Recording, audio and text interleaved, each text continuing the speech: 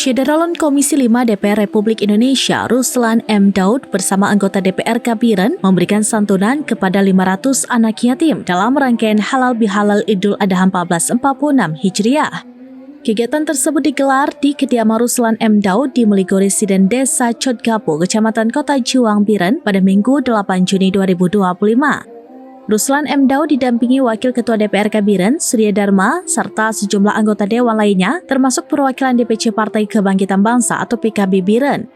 Anak-anak yatim yang hadir berasal dari berbagai kecamatan di Biren dan didampingi oleh pengurus PKB setempat.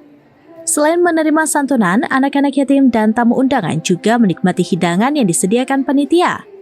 Kegiatan halal bihalal ini dilaksanakan dalam 2 tahap, yaitu sesi pagi khusus untuk anak yatim dan sesi siang untuk tamu undangan dari berbagai kalangan, termasuk perwakilan daerah pemilihan atau dapil dan non-dapil. Ruslan M. Daud menyampaikan apresiasi atas kerjasama semua pihak, mulai dari tingkat kampung, kecamatan hingga kabupaten, sehingga acara dapat berjalan lancar.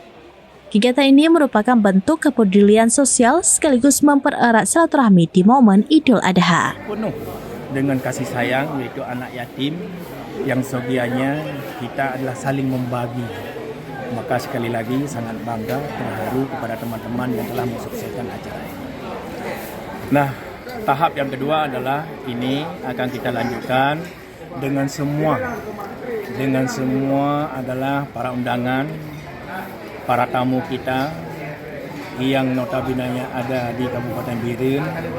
Insya Allah kami siap untuk menerima beliau-beliau dengan suasana yang sangat terharu, apalagi dalam suasana ini halal bihalal.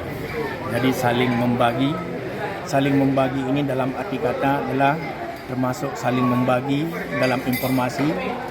Informasi adalah yang memang untuk kita membangun dalam konteks sosial, dalam konteks bermasyarakat, apalagi kita bernegara.